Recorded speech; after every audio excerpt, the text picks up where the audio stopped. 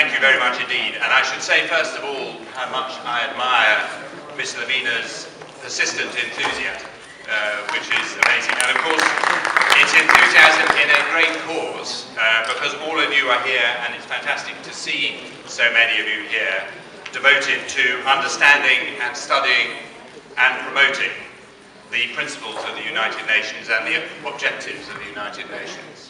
International peace and security, human rights and international justice, and development and humanitarian assistance, and the promotion of prosperity more broadly, including through the protection of the environment, which of course is your theme this evening. In my previous job, I was our Deputy Permanent Representative to the United Nations in New York, and before that I was our Ambassador in Tanzania. And when I heard that I was moving to New York to that job, I told my Dutch colleague, the Dutch Ambassador in Tanzania, who was a man who had spent almost all his career in multilateral and specifically in UN diplomacy. And when I told him, he was full of enthusiasm and joy at the news. And the reason for that was that in all his time working in the UN, he had seen the UK, above all, as playing a uniquely public-spirited role in the UN and the multilateral institutions. That the UK was not only pursuing an agenda based on narrow national interests, but actually pursuing an agenda based on the broader principles of the United Nations. And of course that's a case of enlightened self-interest, and you need to remember that as you model the United Nations here yourself, that those who pursue a very narrow national interest will often be self-defeating. Those who pursue the broader agenda with a broader view of the common good of humanity will in fact also serve their own interests. And the UN, of course, can be a very frustrating place, and progress can be incremental, and you can sometimes take 2 steps back or even 5 steps back for every 1 step forward. But the fact is that the effort involved in the UN really does achieve things. The UN really does save lives and improve lives. It makes peace and it builds peace. And of course the key principles of the UN are inextricably linked with each other: peace, prosperity and justice. There is no security and lasting peace without prosperity and justice. And prosperity cannot be sustained unless rights are protected and stability is preserved. And justice is impossible amidst poverty and conflict. Now, as well as understanding and studying and promoting the principles of the United Nations as you are doing here, of course, in your lives, you will need to actually put those principles into practice. And some of you, I hope some of you, may actually do that in and with the United Nations, but you can do it in every field, in business, in academia, in NGOs, in campaigning organizations, in politics and in government. This evening, unfortunately, I cannot stay with you as long as I did last year, and it's a great pity because I know from last year how somebody's phone is going.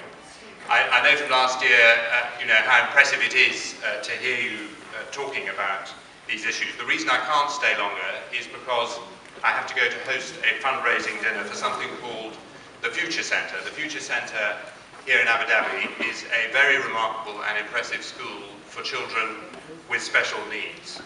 And it's something that's very close, in fact, to my wife's heart and my heart, because the eldest of our 7 children has Down syndrome.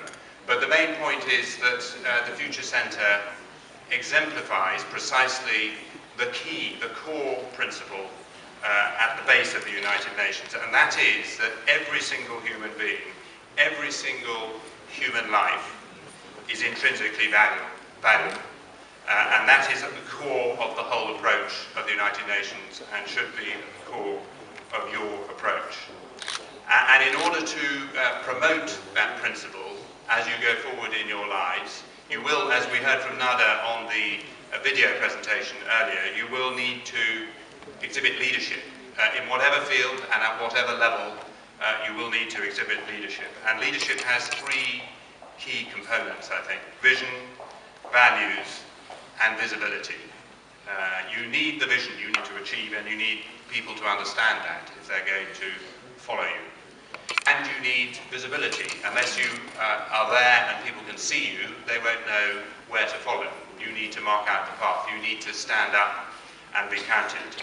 And on that point, finally, I'd just like to tell you about a 21-year-old German girl who was executed by the Nazis in 1943. She was executed because she and her brother were arrested distributing anti-Nazi leaflets in the university in Munich. And she, of course, 21 years old, not such a very different age from most of you here today. She was tried in front of the so-called People's Court, and this is what she said, among other things, to the judge in the court, age 21. Somebody, after all, had to make a start. What we wrote and said is also believed by many others. They just don't dare express themselves as we did. And this is what she said. The prison guards who took her to her execution, she was executed by guillotine a few days after she had said that to the court. The prison guards who took her to her execution recorded afterwards what she had said on her way to her execution. And this is what they recalled. She said, "How can we expect righteousness to prevail when there is hardly anyone willing to give himself up individually to a righteous cause? Such a fine sunny day, and I have to go. But what does my death matter if through us thousands of people are awakened and stirred to action?"